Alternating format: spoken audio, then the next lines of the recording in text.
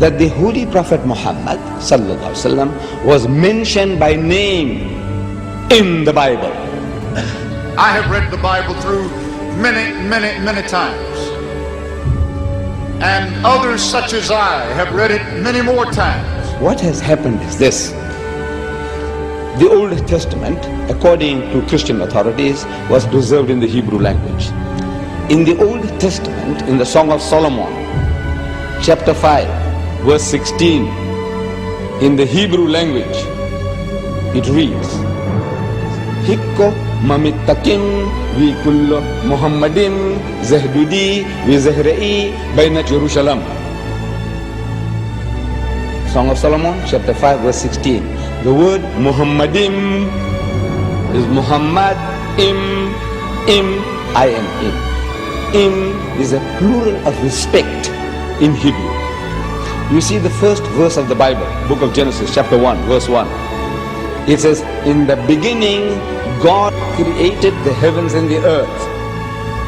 The word God in Hebrew there is Elohim.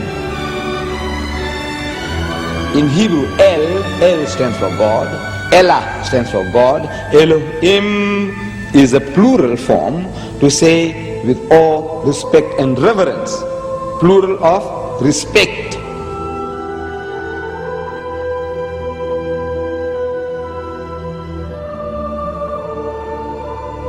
The word is there in the Hebrew language.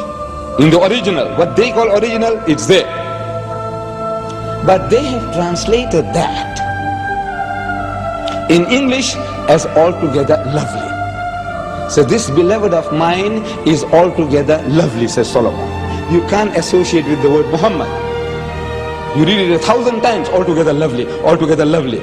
Or let's say in another language, the praised one, the praised one. Muhammad means the praised one. But he said the praised one, the praised one. You can't think that he's talking about Muhammad, though Muhammad means the praised one. You have no right to translate names of people.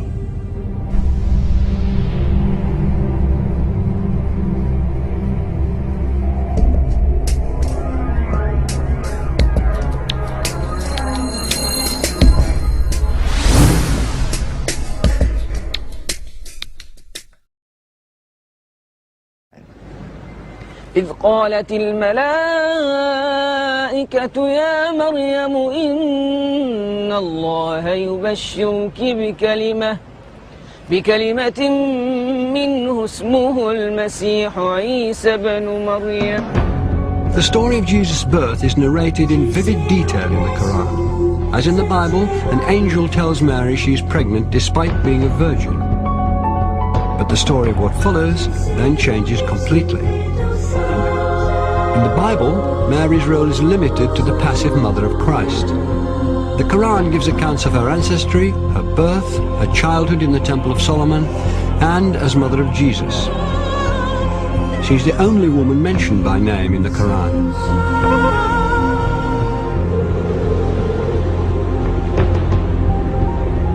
The ability to talk as a newborn child is one of many miracles not recorded in the biblical account of Christ's life.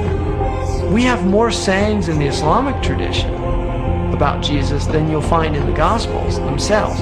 So there is a possibility that other things did happen. There were many Gospels around that didn't all make it into the New Testament. And the church tried to limit the number of Gospels. In the Christian narrative, the most central and fundamental point of Christianity is the death and resurrection of Jesus Christ. Well, Islam basically denies that. وقولهم إنا قتلنا المسيح عيسى بن مريم رسول الله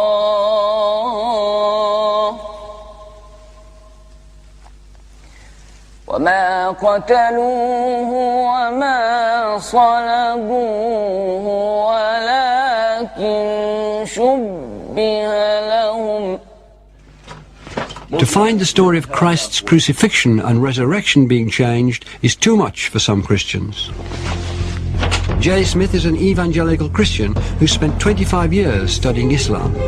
He is dedicated to disproving the Quran's version of Jesus' last day on earth. If Jesus were to come down to Speaker's Corner, I would imagine he'd get up on the ladder like I'm going to get up on the ladder. And what he would say to Muslims specifically is they would probably confront them with what they've done to him, what their scriptures have done to him, not them personally, what their scriptures have done to him by taking away his divinity, by also suggesting that the greatest act of history, the most sacrificial act that anybody has done, to die for mankind, God himself to die for that which he's created, has completely been eradicated, has completely been thrown out of their scriptures. The essence of Islam is submission to the absolute, to the divine.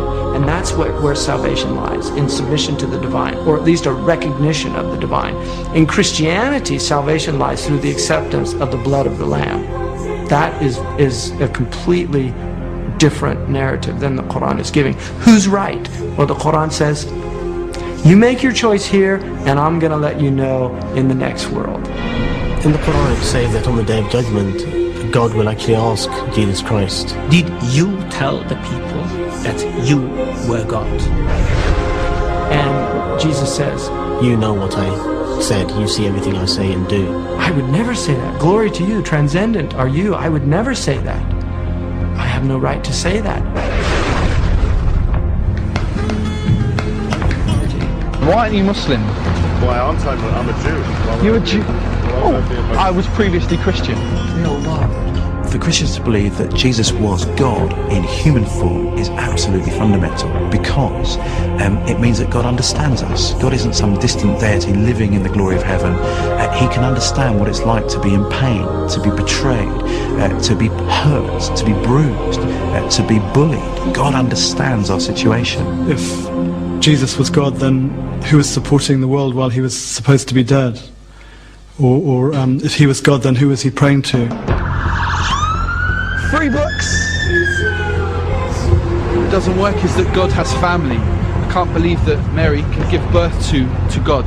For God to be God, he has to be the creator and not become part of creation. Officials act that anybody has done to die for mankind, God himself to die for that which he has created, has completely been eradicated. But God is not bound in the frame of reference. He's the creator of time. Time is a creation of God. Matter is a creation of God. These are transient entities. Transient entities cannot come into existence by themselves. So when we talk about frame of reference, we must clearly understand that every time we ask questions about God in time, knowing the future, we have to be very careful in how we're defining this terminology. For God's knowledge of the future, of my future, is absolute in his domain. He knows everything. But he's not bound in the time where he is experimenting himself, for he's not bound in space, time, or matter. Those are created entities which he has put into it. So for me to put him into it would be also very wrong.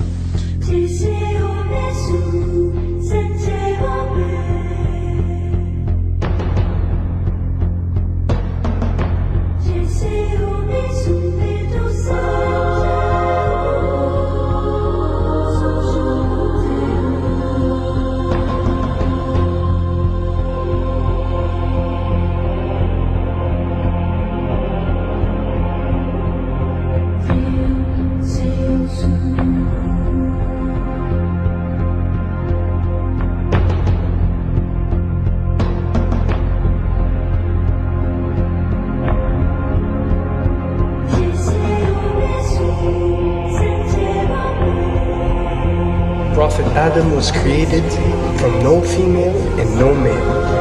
Eve was created from one male and no female. Jesus was created from one female and no male. And all of us have been created from one male and one female. These are 4 examples for us to benefit from, to understand the divinity of our Creator.